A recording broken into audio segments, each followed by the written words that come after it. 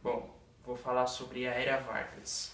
O que foi a Era Vargas? A Era Vargas foi o período onde Vargas ficou no poder do Brasil entre 1930 e 1945.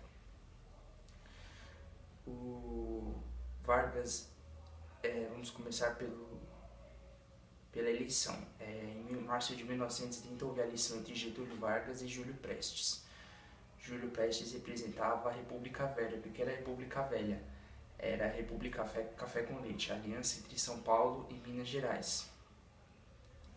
Durante essa eleição era entre Júlio Prestes e Getúlio Vargas.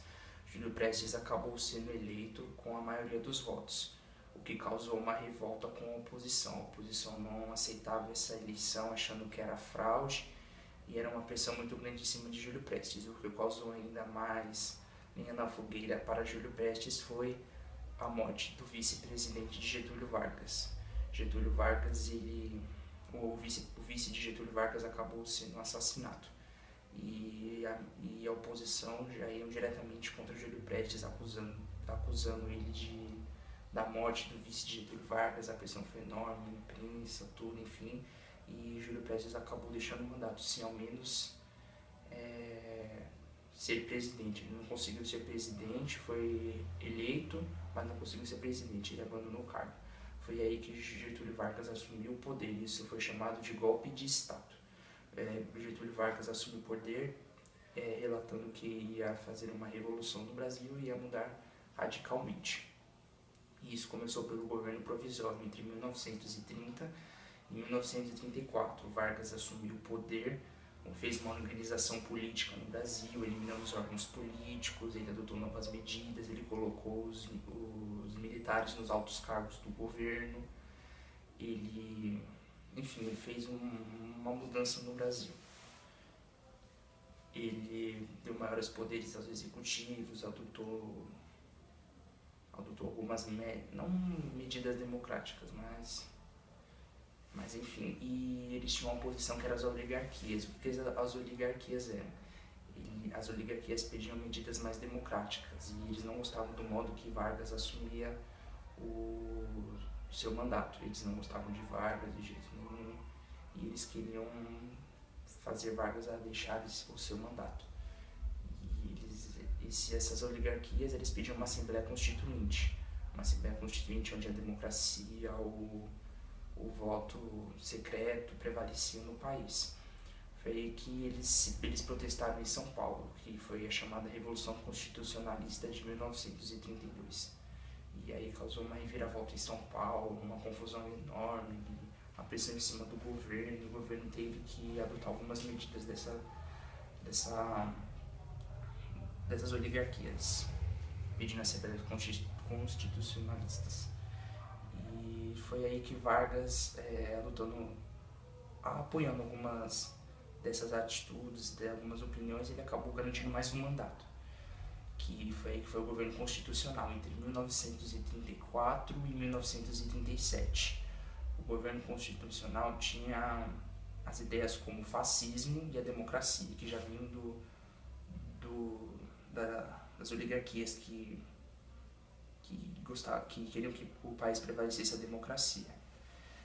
E assim, tinha que a Aliança Nacional, eles não gostavam, eram também uma oposição de Vargas, eles não gostavam de Vargas e eles promoviam algumas tentativas de golpe para Vargas deixar o poder, o que não adiantava porque o governo era muito forte, as tentativas deles eram inúteis, e o que causou mais revolta ainda no governo.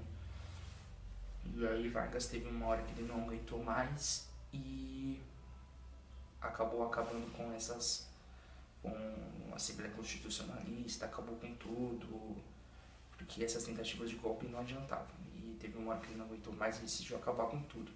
Foi aí que ele assumiu um poder ainda maior e falou que ia fazer o Estado Novo.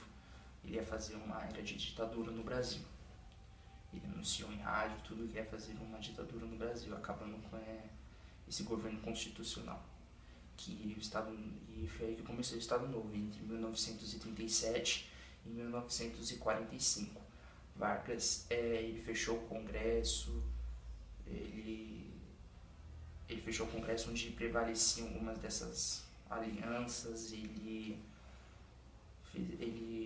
era contra algumas dessas tentativas comunistas, que não gostava do comunismo, o comunismo era uma pressão muito forte em cima dele, e ele acabou com isso. Uma das coisas positivas que ele fez durante esse Estado Novo foi a criação do CLT, carteira de trabalho, descanso semanal remunerado,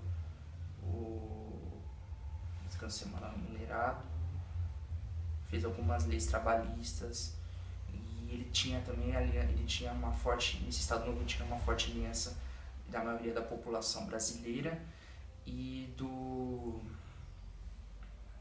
dos militares, que um dos líderes desses movimentos tenentistas era Luiz Carlos Prestes. E assim, durante esse Estado Novo foi a Segunda Guerra Mundial. E durante a Segunda Guerra Mundial tinha um conjunto que era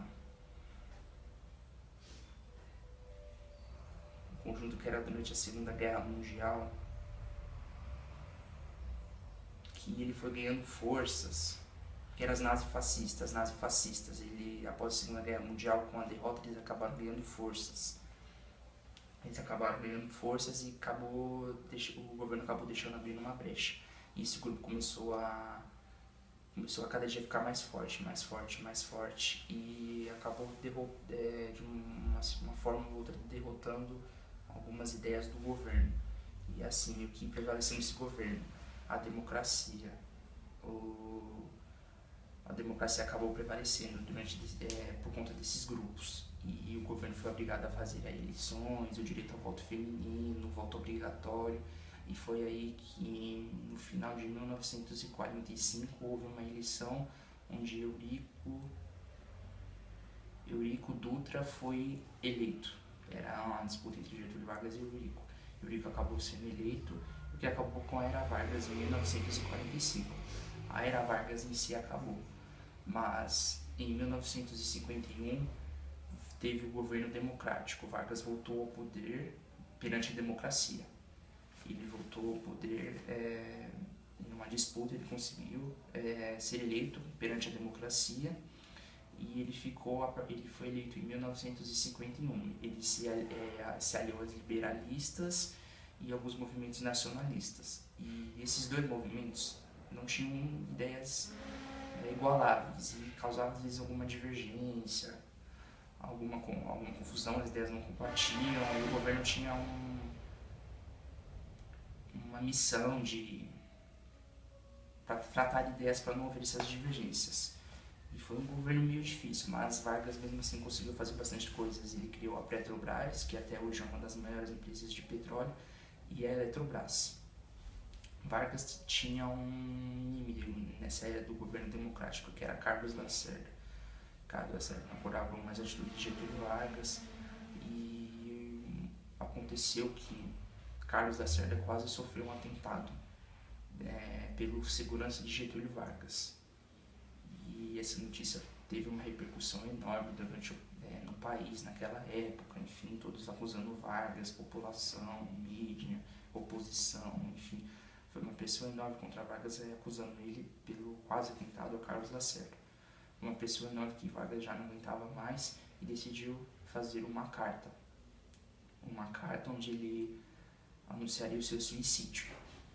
Vargas fez uma carta anunciando que iria se suicidar, que ele não aguentava mais essas pressões em cima dele, que o intuito dele no Brasil era ajudar os povos, os humildes, que acima de tudo ele queria uma nação diferente. Ele queria ajudar os mais pobres e os mais unidos. Foi por isso que ele fez desses projetos. E foi ali que em 1954 ele se suicidou, o que causou uma repercussão enorme no país.